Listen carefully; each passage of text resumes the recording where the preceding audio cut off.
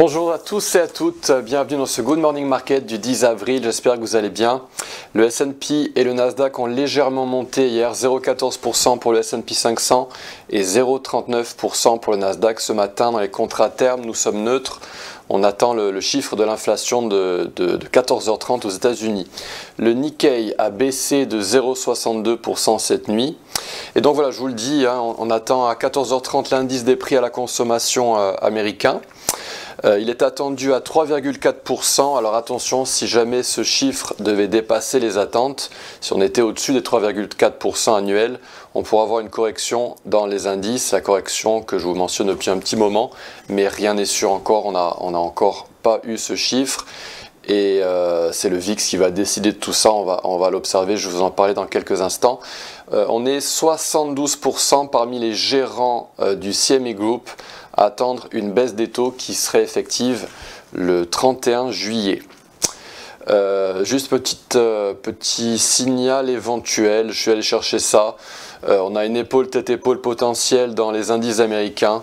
Bon, elle est vraiment très imparfaite, mais bon, mieux vaut le signaler. Et donc voilà, je vous le disais, dans le VIX, c'est un petit peu le queue qui remue la chienne. Dans l'histoire, c'était le chien qui remuait la queue. C'était le VIX qui était un petit peu le thermomètre de l'état des indices et l'état des actifs risqués.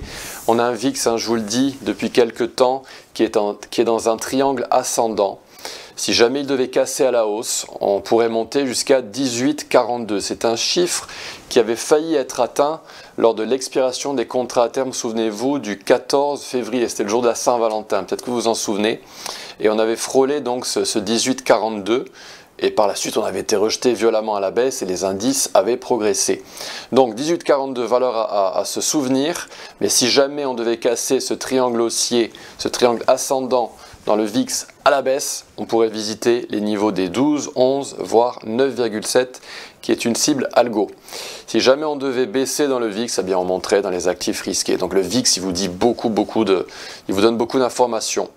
Petit rappel avant que j'oublie, si jamais vous aimez cette vidéo, merci de la liker, merci de la partager avec ceux qui en auraient besoin. Et on va basculer dans le calendrier du jour tout de suite. Donc je me répète un petit peu, à 14h30 l'IPC aux États-Unis, le CPI pardon, et à 16h30 pour ceux qui traitent le pétrole, nous avons le rendez-vous traditionnel des stocks de pétrole de brut. Voilà, je vais vous montrer un petit graphique très rapidement concernant Bitcoin parce qu'on va analyser Bitcoin ce matin. On est à 12,6 milliards de dollars injectés dans les ETF depuis que les ETF Bitcoin Spot ont été lancés.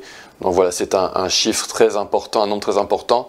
Et cette courbe rouge, elle est un petit peu calquée sur le prix du Bitcoin. Et on stabilise un petit peu, on pourrait repartir à la hausse dans les semaines à venir. Allez, on bascule dans Xstation 5. Petit rappel, bon, vous savez sans doute maintenant ce qu'est un mouvement traditionnel, un mouvement mesuré. C'est un retracement qui est acheté par une institution qui utilise des softwares, des logiciels algorithmiques qui sont quasiment décentralisés. Et ces institutionnels achètent le retracement de 50% et 61,8% pour cibler le retracement négatif des 23,6%. Et elles situent leur stop loss en dessous de la Golden Zone. Nous, ce qu'on peut faire dans notre méthode de trading, dans notre système de trading, c'est positionner nos stop loss en dessous du retracement de 70,7%, voire 78,6%, voire carrément en dessous du plus bas précédent. On fait ce qu'on veut dans notre méthode. Mais globalement, voilà comment les institutionnels fonctionnent. Et parfois, vous allez rencontrer des patterns en triangle. Et en fait, c'est ce qu'on appelle un petit peu une bataille d'algo quand on a un triangle. C'est-à-dire qu'on a un premier mouvement mesuré qui a sa golden zone qui est percée. C'est-à-dire que les algos qui sont longs, qui achètent, sont stop loss, sont stopped out, comme on dit en anglais. Mais vous avez également la même chose du côté des bears, du côté des shorts, des ventes. Et là, par exemple, vous avez une golden zone qui est percée, mais cette fois-ci à la hausse. Et donc, on a cette espèce de bataille, cette espèce de flipper, une bataille comme un jeu de ping-pong entre les algos qui sont bulls et les algos qui sont bears, ceux qui achètent, ceux qui vendent. Et donc on a une pattern en forme de triangle sans vraiment avoir de direction. Et à un moment donné, eh ben, c'est les petits algos, en fait, ceux qui travaillent sur les périodes plus court terme, qui prennent la main. Et c'est l'issue de cette bataille qui va donner l'issue de la bataille sur le long terme. Donc ici, par exemple, ma petite simulation, eh ben, on a un retracement qui vient à 50% ou à la Golden Zone sans la percer. Et boum, on casse le triangle à la hausse et on repart, on récupère la tendance plus long terme. Je vous montre ça pourquoi? Parce que c'est ce qui pourrait se passer dans Bitcoin. Donc on va basculer dans les cryptos et dans Bitcoin. Un jour, je vous analyserai Ethereum. Hein, parfois, j'ai des questions là-dessus. Je préfère me focaliser sur Bitcoin pour que ça corresponde au plus grand nombre. Donc voilà, ce graphique macro que je vous montre régulièrement. On a cassé ces zones de résistance rouges de Fibonacci. Ça correspondait au retracement opposé des 50% et la Golden Zone opposée. Donc on a cassé tout ça. On est passé au-dessus de la ligne de tendance macro dans Bitcoin qu'il est très très important de tenir. On est juste au-dessus. Donc c'est un signal très haussier, hein, je l'avais rappelé, hein, quand on avait cassé cette ligne de tendance à la hausse, c'était très haussier. Et on s'approche du moment du halving dans le Bitcoin qui devrait être effectif dans 10 jours environ. Et bon, ça, vous avez sans doute entendu parler de cet événement, c'est-à-dire qu'on a un halving alors que les prix sont ont franchi des plus hauts historiques. Et c'est la première fois dans l'histoire que Bitcoin va être dans cette configuration.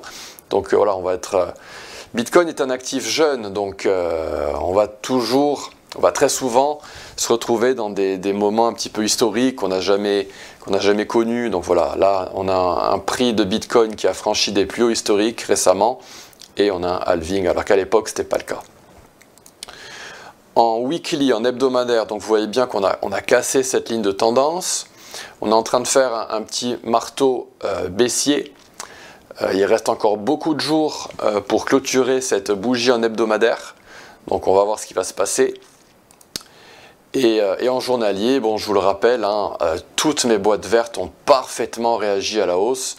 Donc on a vu cette première boîte verte que je vous avais proposée aux alentours des 40 000 $. Et on a grimpé de 80% depuis. Donc fantastique setup que je vous avais proposé début de l'année. Après, je vous avais proposé celui-là qui était vraiment génial aussi. Hein. On a vu une mèche, un peu comme si on partait à la pêche. Et on a vu cette mèche qui avait méché un retracement de 50% il me semble, ou une golden zone à voir. Vérifiez ça sur votre graphique. On avait rebondi. Et donc depuis, on a retracé, on a atteint ce niveau clé de 50% d'une extension de Fibonacci et on avait réagi tout de suite à la hausse. Et donc je vous avais dit à l'époque, attention, on pourrait avoir un triangle et c'est peut-être ce qui va se passer dans Bitcoin. Donc ça, je vais le supprimer. Et donc voilà, on a une golden zone qui a parfaitement réagi ici. Et une golden zone opposée qui a été franchie. Donc la grande question c'est est-ce qu'on va faire un retracement total de cette structure ou pas? Est-ce qu'on va redescendre à 65 000 $ ou pas? Donc ça, on va aller chercher ce qu'il y a en 4 heures. On va zoomer en 4 heures. Donc voilà ce qu'on avait. Donc on avait mes boîtes vertes qui ont parfaitement réagi. On a une autre boîte verte que je vous avais proposée dans Bitcoin qui correspondait approximativement au niveau des 66 000 $ et qui descendait jusqu'à 65 000 $. Donc la cible de l'algo qui a acheté dans cette boîte verte, qui a acheté cette golden zone à 64 877, eh bien il cible 74 228.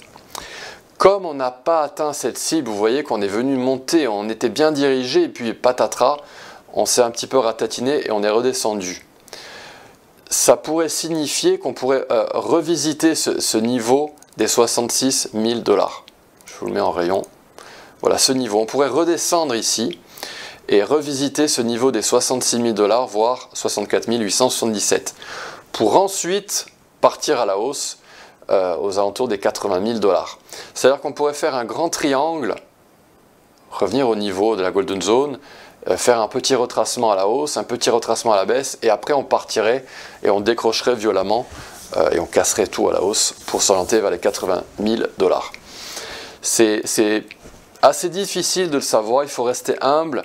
On avait une petite Golden Zone que je vous ai proposée en trade, c'était hier je crois, dans la newsletter.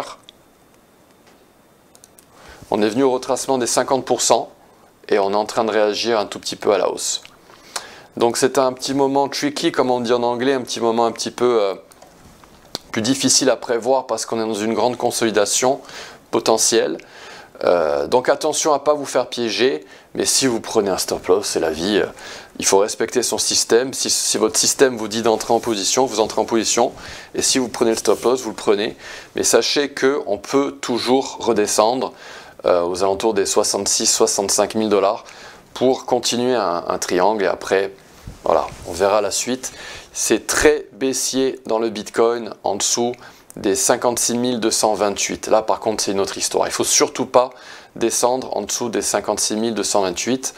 Bitcoin pourrait descendre et visiter la Golden Zone et le bas de notre boîte verte en daily, c'est-à-dire à 58 430.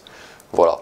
Donc ça, c'est des signaux importants que je vous ai mentionnés dans la vidéo. J'ai pris mon temps pour bien vous expliquer tout ça.